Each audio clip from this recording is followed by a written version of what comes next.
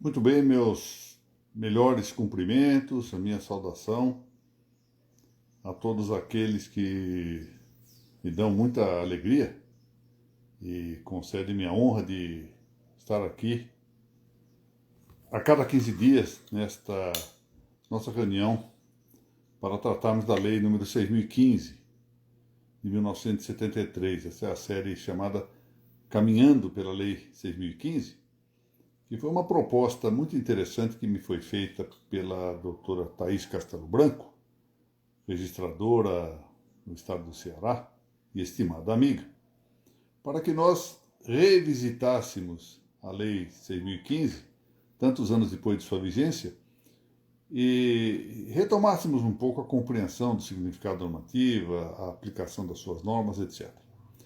E, felizmente, para uma imensa honra minha, pude contar aqui com o abrigo da Arpen Goiás, e eu então apresento os meus melhores agradecimentos e a minha saudação ao Dr. Bruno Quintiliano da Silva Vieira, presidente da Arpen Goiânia, bem como a minha estimada amiga Evelyn Tonioli Valente, da diretoria dessa mesma entidade, pelo fato de que me deram abrigo, enfim, numa prestigiosa página, para que eu pudesse aqui ir conduzindo a meditação, que é de todos nós, não é?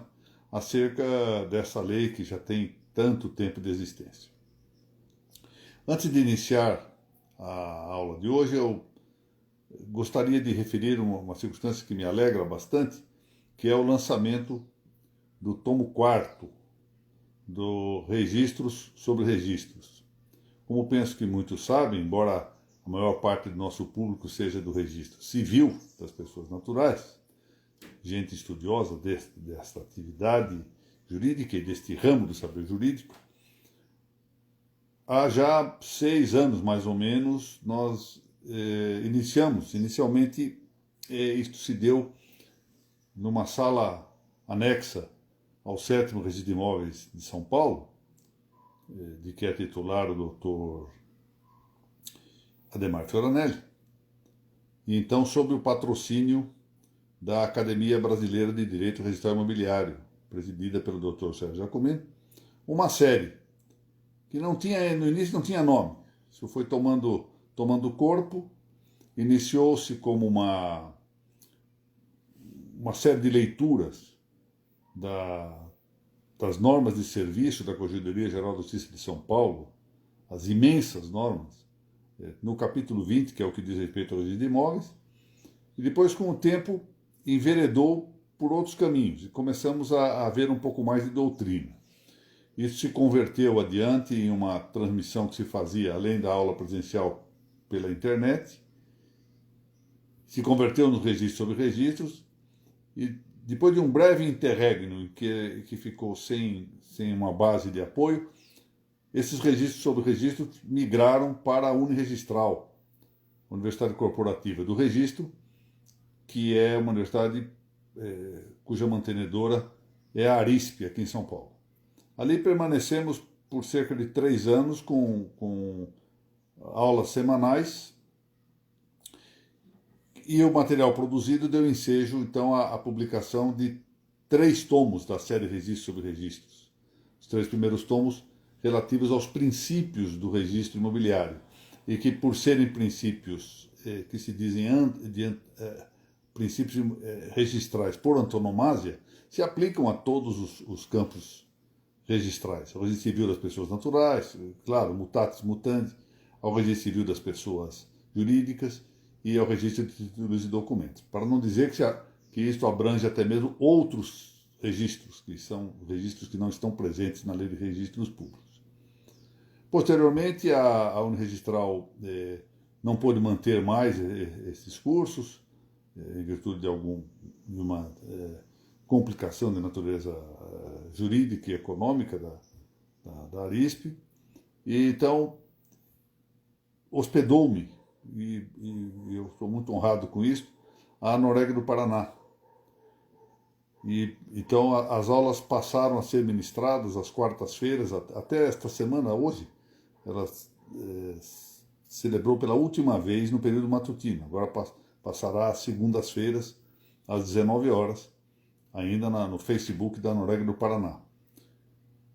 E lá, então, elas continuaram, e já como produto ainda residual das aulas dadas aqui em São Paulo, na Unregistral, temos material do 4º tomo já publicado, que saiu agora graças à editorial Lepanto. 4º tomo esse que se compõe de uma parte inicial, um prólogo, que foi uma sugestão, transformar esse em prólogo foi uma sugestão da editora, que trata da escritura pública. Em seguida, há uma longa tratativa sobre o bem de família e uma muito longa tratativa sobre a hipoteca. Então, é um livro que tem esses 3 temas: um prólogo sobre escritura pública, um primeiro capítulo sobre o bem de família e, em seguida, sobre a hipoteca. Por que essa ordem? Porque nós estamos seguindo a lista, tal como ela se encontra, do inciso 1º do artigo 167 da Lei de Registros Públicos. Então, é um livro que está sendo lançado agora.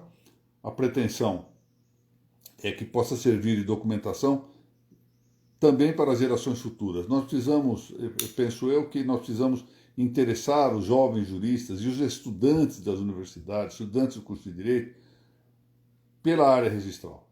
E para isso nós precisamos dar uma documentação.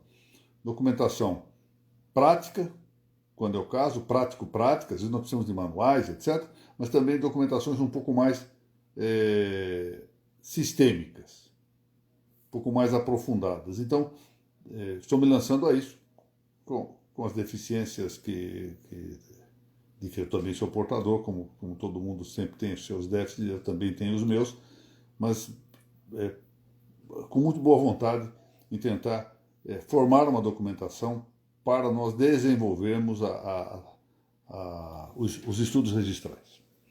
Bom, na aula de hoje aqui, caminhando pela Lei 6.015, nós vamos ver o capítulo relativo à conservação.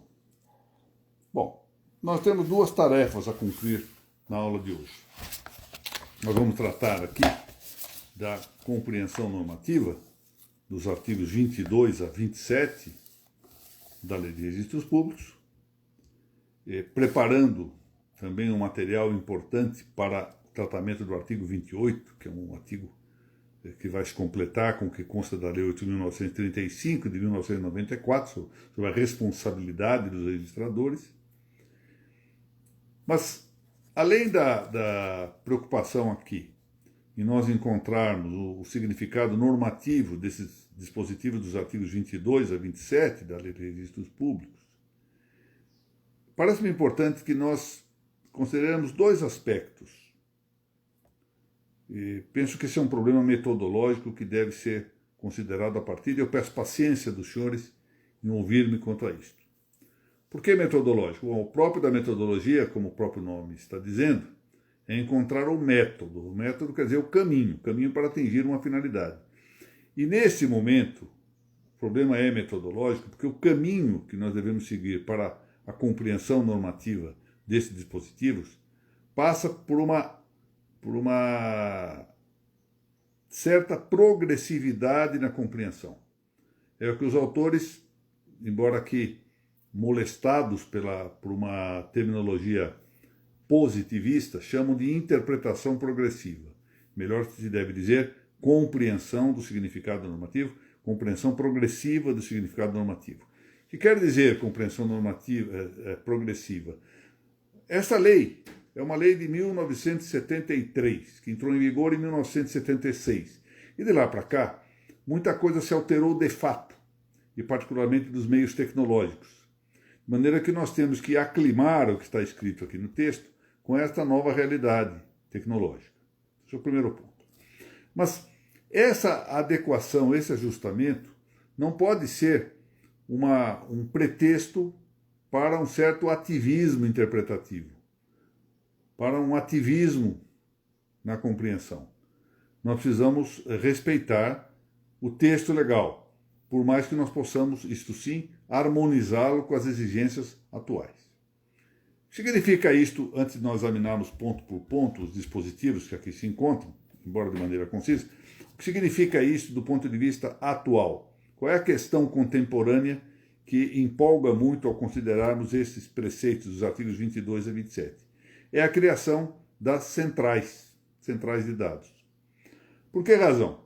Porque essas centrais não receberam delegação do poder público, a tal delegação do artigo 236. Há casos mesmo que temos que dizer que as centrais são organismos particulares. Há um caso em que sequer se pode falar propriamente que seja uma entidade de classe. Então, isso envolve alguns problemas de direito administrativo que não vem a calhar aqui seu exame. Mas envolve sim um problema que se pode de logo apurar, que é o da custódia ou conservação dos dados. E não só da custódia ou conservação dos dados, mas uma ressonância dessa custódia ou conservação dos dados. Eu vou dar um exemplo, porque esse é um exemplo atualíssimo, eu diria um exemplo vívido, porque nos últimos tempos muita gente andou me consultando exatamente sobre o que fazer nessa situação. Os senhores todos acompanharam, tenho certeza, as notícias sobre chamado vazamento de dados.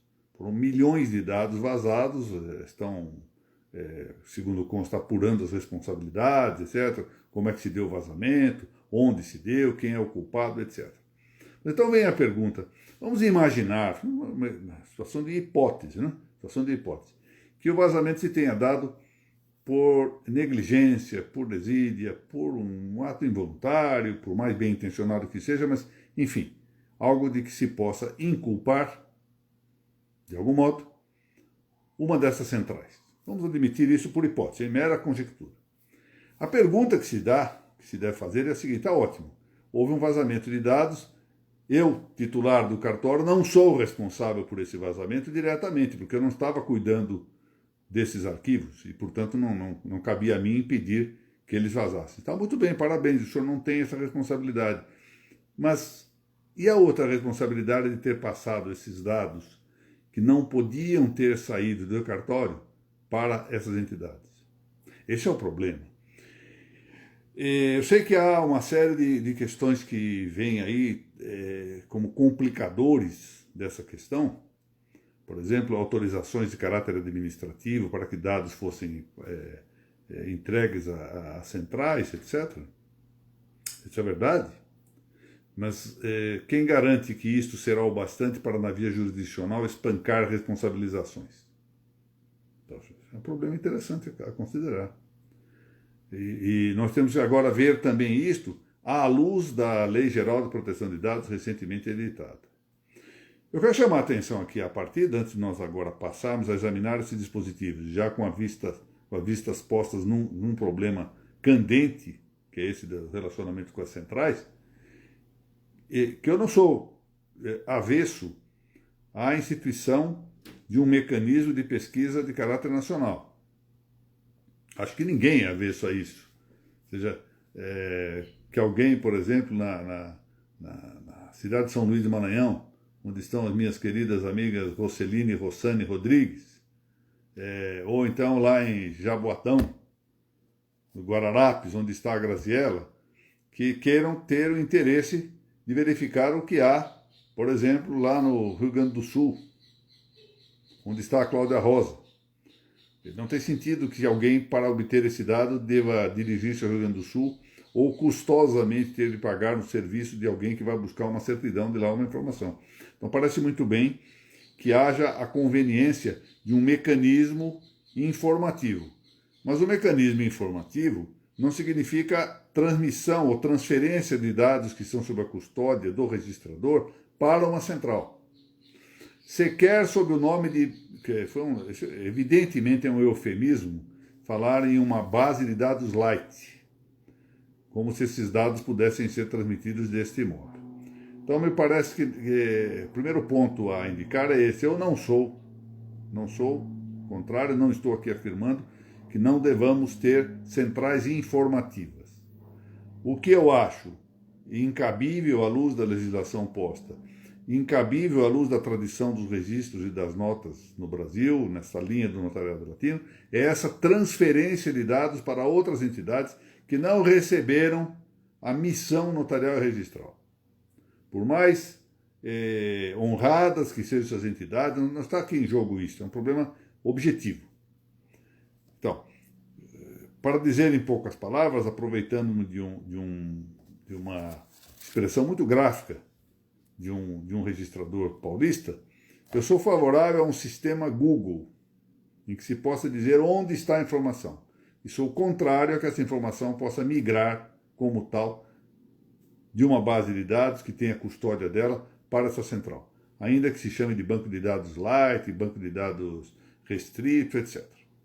Então, dito isto, prosseguimos aqui na análise. O artigo 22 da Lei 6.015 diz que os livros de registro, estou lendo, não é? Bem como as fichas que o substituam, porque sabem, isso pode ser feito. Antigamente se fazia muito com base nos livros, em alguns lugares do país ainda se procede desse modo, por meio de livros, e fichas que possam ser substituintes da escritura manual, e aqui nós podemos ainda estender para as escritas digitais, somente sairão do respectivo cartório mediante autorização judicial. Essa palavra respectivo não tem muito sentido, está errada. Isso é do correspondente cartório, do cartório, mediante autorização judicial. Totalmente despiciendo a presença dessa palavra respectivo aí. E se coubesse uma palavra, seria correspondente e não respectivo, porque aqui não há nenhuma respectividade. Bom, claro que quando se pensa agora na ideia do registro eletrônico, essa ideia de sair do cartório mediante autorização judicial é algo que perde sentido. Mas nós temos ainda livros em papel e temos também fichas. Em muitos locais ainda há fichas. Elas não podem sair do cartório, salvo se houver a tanto autorização judicial. E ainda há uma restrição no artigo 23, como vamos ver adiante.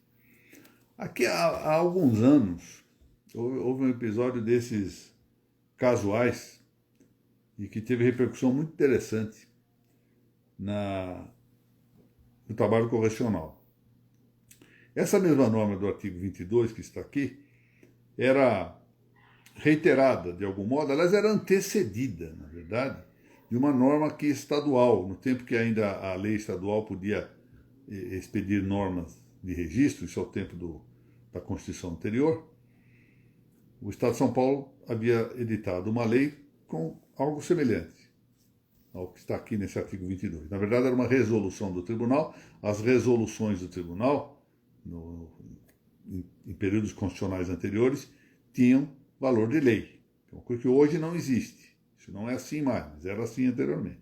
Então, uma resolução do tribunal tinha esse mesmo dispositivo, e acontece que descobriu-se num processo que um registrador havia saído do cartório com um documento sem autorização judicial para que esse documento tivesse saído do cartório.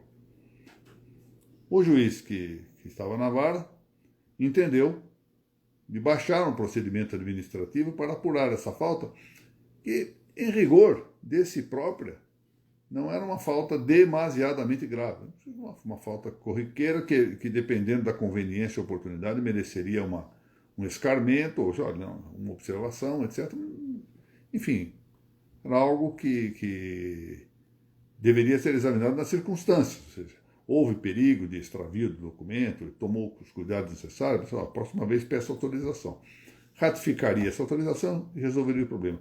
Calha que o interessante da história é que quando esse juiz resolveu baixar o procedimento administrativo para apurar essa falta, descobriu que o oficial do registro era plurirreincidente. Aliás, já havia por 2 vezes sido demitido do serviço público, num tempo em que cabia ao governador fazê-lo em relação aos registradores e notários, e o governo, numa vez, houve proposta e o governo não aceitou. Na segunda vez, o governador baixou a demissão e revogou essa demissão.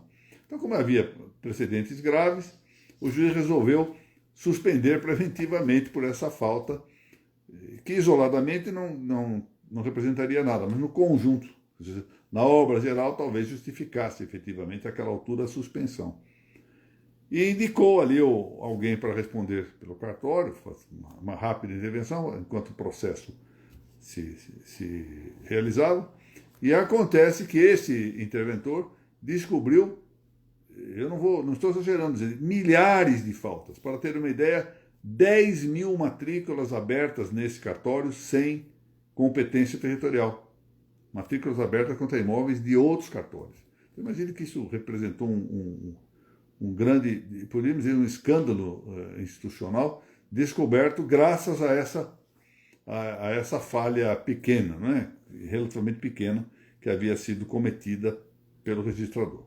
Mas, em resumo, o que é preciso aqui é observar que é tamanha a necessidade da conservação documentária pelos registradores, que os documentos devem permanecer custodiados, porque, na verdade, tanto quanto a forma e quanto ao conteúdo, ou seja, numa coisa e outra, o registrador é custódio daqueles dados. Ou seja, ele deve custodiar esses dados, tanto quanto a sua parte externa, exterior, formal, os próprios livros, as próprias fichas, mas deve também zelar pelo seu conteúdo. Então podemos imaginar, por exemplo, vamos tomar aqui um exemplo, que eu estou custodiando o livro, sim senhor, estou conservando o livro. Um livrão desse escrito com tinta ainda, coisa escrita com caneta, né? Tinteiro, ou ainda nos velhos tempos com pena, né? Mas não toma cuidado, fica no local em que a chuva cai, apaga texto, desaparece, etc. Ou seja, não é adequado, não é para nada adequado que se pense que essa conservação é meramente externa, meramente documentária. Não, ele responde pela conservação gráfica, portanto ainda é elemento de forma, ainda é elemento exterior, mas mais que isso, ele é custódio dos dados. É interessante pensar no registro das pessoas naturais. Quando eu me dirijo a um cartório, registro das pessoas naturais, das pessoas, e vou lá e faço uma declaração de nascimento, essa declaração está posta sob a custódia, está depositada nas mãos do registrador. Não é por menos, portanto, que nós vamos lá em Portugal e descobrimos que o registrador se chama lá conservador. E nós temos o nome antigo conservadoria. Ou seja, porque tem que conservar formal e materialmente os dados que são apresentados e documentados nos cartórios. E é por isso, para garantir essa segurança, que nós já vimos em aula anterior aqui, que não se admite hoje, na Lei 6.015, foi uma reforma do que se pensava ao tempo do Regulamento 39, a publicidade material, contato direto do usuário com o documento. E mais além, não vamos tirar do cartório, vamos deixar isso aqui num lugar que se supõe seguro. Claro que agora com o registro eletrônico se espera que nós tenhamos também a possibilidade de uma segurança maior, uma segurança informática, com backup, com arquivamento na nuvem, etc. Mas, enfim, a ideia é a mesma. O que nós vamos conservar é outra história. Se vamos conservar um livrão, se vamos conservar a ficha, se vamos conservar o registro eletrônico, o fato é que nós vamos conservar a substância disso. O aspecto nodal é a da conservação. E aqui é importante. Conservação por quê? Porque o registrador não é um funcionário burocrático que pega documentos. O registrador, ele exerce uma função de jurista e, ao mesmo tempo, uma função de conservador. Ele deve conservar. Função de depositário. Função de custódio. O que se espera de um depositário? Que ele seja um fiel depositário. Que não fique espalhando os dados por aí, que não fique descuidado, negligente com os aspectos documentais exteriores do que ele tem que guardar. O artigo 23 abre aqui uma outra perspectiva sobre o tema dessa conservação e de como devem ser realizadas algumas diligências. Aqui se fala que as diligências judiciais, por exemplo, uma perícia. Suponho aí que num determinado processo alguém alegue que terceira pessoa teria falsificado numa procuração uma determinada assinatura, ou que uma terceira pessoa teria de algum modo falsificado uma declaração no registro civil. Suponho mesmo que se acuse um colaborador do cartório de ter feito isto e seja necessária uma perícia grafotécnica, por exemplo, para verificar sobre a veracidade, a autenticidade de uma assinatura. Então, essa perícia é uma diligência, se faz num processo judicial, é uma diligência judicial. Diligência judicial se faz ou a requerimento da parte, ou por ato de ofício do juiz. Ou, avançando, além das diligências judiciais, diligências extrajudiciais. Bom, um exemplo de diligência extrajudicial. Um agente fiscal do município quer verificar determinada situação. Um agente fiscal do INSS, isso tem ocorrido, frequentemente tem ocorrido. Um agente fiscal do INSS tem procurado o cartório para verificar a situação de certas coisas. Então, ele tem o direito de fazer a diligência. Legalmente está habilitado a tanto. Mas essa diligência aí que vem a lei. Todas as diligências judiciais e extrajudiciais que exigirem a apresentação de qualquer livro, ficha substitutiva de livro ou documento, atenção, documento, hein? Não é só ficha nem livro, que seja no cartório, efetuar-se-ão no próprio cartório. Às vezes há uma certa um certo atrito nisto, porque o fiscal se apresenta, às vezes é o próprio juiz que requisita uma ficha para um processo, e aí então é preciso todo um cuidado nesse trato para que as coisas não se tornem muito ásperas. O melhor nessa situação, um conselho de alguém que ficou muito tempo aí nessa esfera administrativa, judicial administrativa, cuidando da corregedoria de cartórios, melhor nessa altura, em vez de pura e simplesmente quando se tratar de juiz, ou quando a situação com o fiscal ficar um pouco intensa, levar ao corregedor permanente a situação e pedir que o juiz corregedor permanente, ele se dirija ao colega e esclareça a situação. Pode dar-se mesmo o caso, isso já ocorreu comigo, eu atuando na vara, recebo uma comunicação de um cartório de que um juiz está requisitando um documento do cartório, um livro do cartório. Eu então oficio para o colega dizendo que, olha, de acordo com o disposto nesse artigo tal, não é possível que o livro saia do cartório, a perícia tem que ser feita lá mesmo e tal, peço a compreensão de Vossa Excelência e tudo. Há colegas que aceitam isso, outros, já aconteceu, o colega não aceita, diz, acho absurdo, e aí vem com aquelas coisas, não, eles conseguem tudo, eles mandam em tudo e tal. Então, nessa altura, o corregedor permanente, o que faz frequentemente diante dessas situações, é encaminhar o caso ao Corregedor-Geral da Justiça. E o corregedor decide. O corregedor, geralmente, com um telefonema, diz, colega, não pode, está na lei, tem que cumprir essa lei. O corregedor permanente também não pode deixar.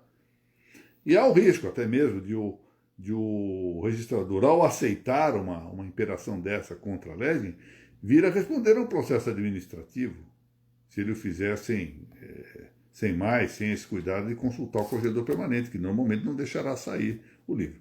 Em último caso, nada impede que o corregedor permanente se valha exatamente do que está ali no artigo 22.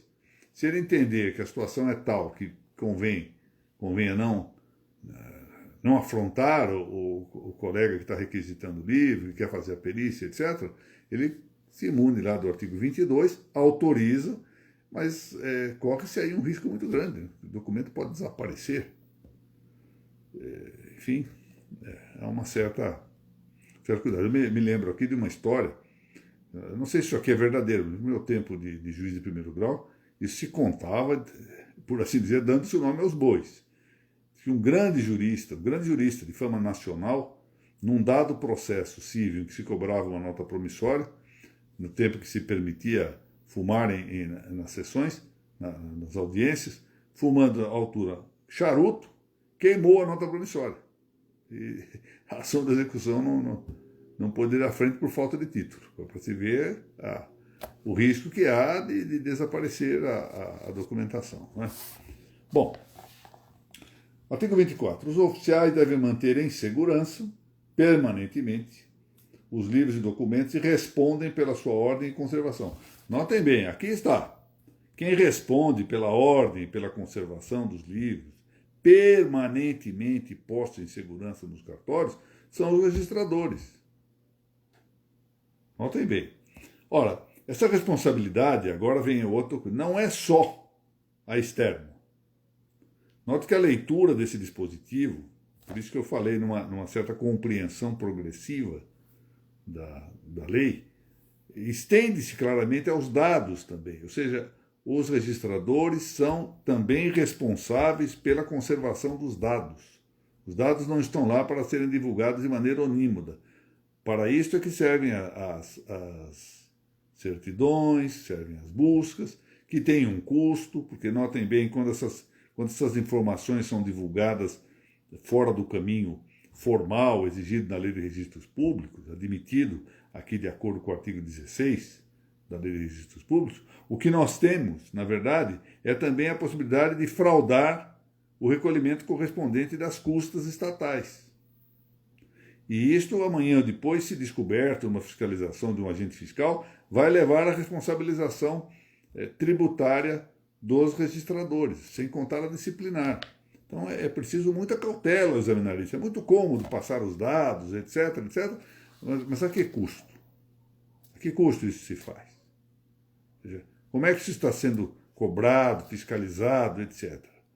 E isto é preciso que se pense. Essas coisas não podem ser feitas sem uma devida meditação crítica, uma reflexão sobre o que está ocorrendo. Ou seja, é tudo muito prático. Não, façamos assim, isso é muito prático, é muito rápido, é muito célere, é muito econômico. Ótimo, ótimo, ótimo, mas e daí? Se acontecer, o que pode acontecer amanhã ou depois de se verificar a ortodoxia do processo, haverá alguma responsabilização?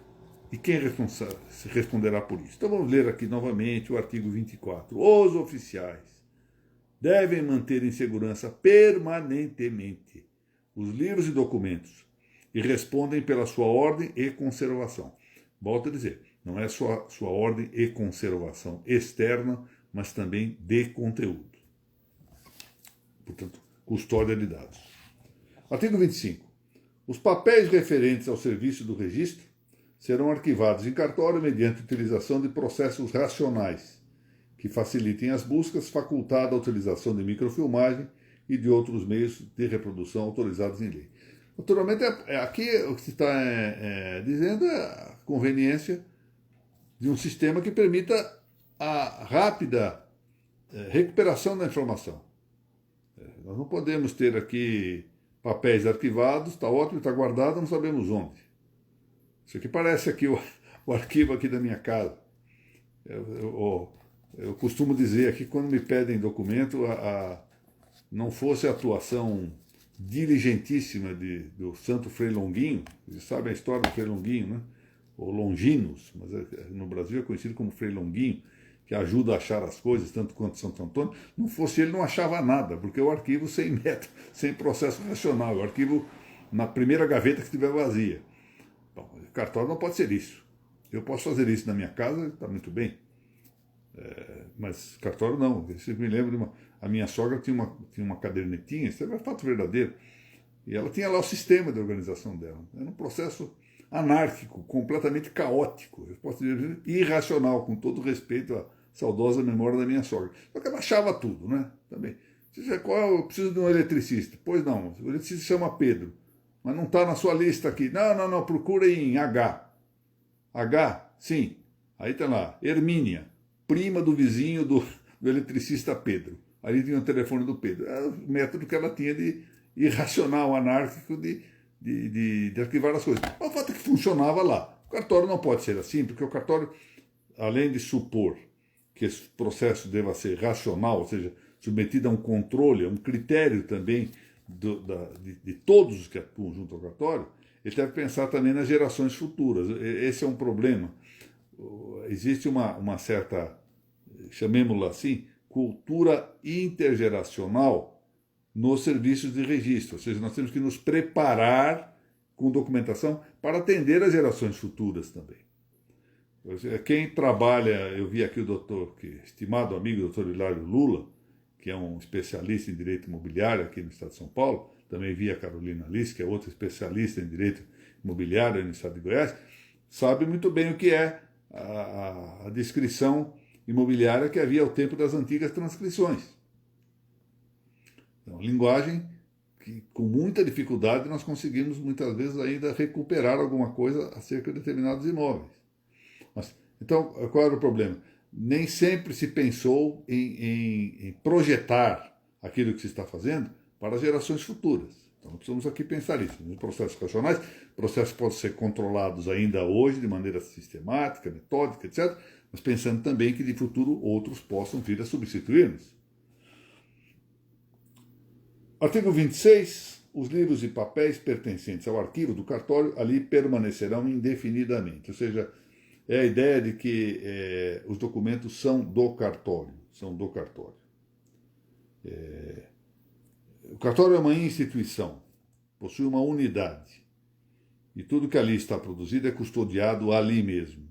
Isso é uma situação em que se marca um caráter, pode-se dizer um caráter estatutário ou institucional para cada cartório. E esta unidade é também uma unidade de atuação e uma unidade de conservação. O artigo 27, na linha do anterior, prosseguindo anterior, diz o seguinte: quando a lei criar novo cartório, e enquanto este não for instalado, portanto aí fala da instalação e não da criação, os registros continuarão a ser feitos no cartório que sofreu desmembramento, não sendo necessário repeti-los no novo ofício. Ou seja, cria-se um cartório, mas ele não se instala. Há uma determinada moratória, determinado prazo, uma dilação, para que se instale o novo cartório.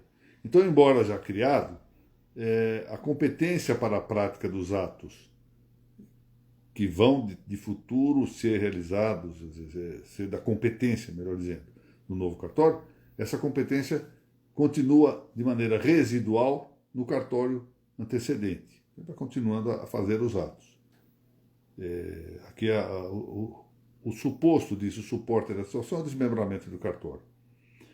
E a instalação do novo cartório não significa que se devam reproduzir os atos que foram praticados pelo cartório antigo enquanto não se instalou, depois da criação, o cartório novo.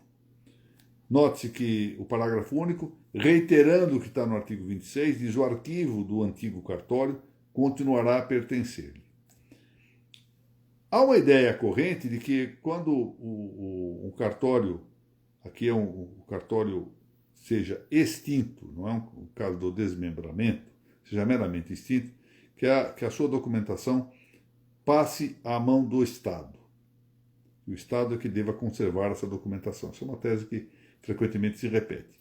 Eu penso que se pode distinguir. Se a extinção do cartório venha corresponder, de algum modo, à criação de um novo que lhe vai abrigar toda a competência, é possível que então se entenda que o cartório novo é uma continuidade do anterior que se extinguiu, uma situação diversa do desmembramento. No caso do desmembramento, não, porque com o desmembramento persiste ainda o cartório antigo, então ele permanece com a sua documentação e o cartório novo passa a elaborar novos documentos.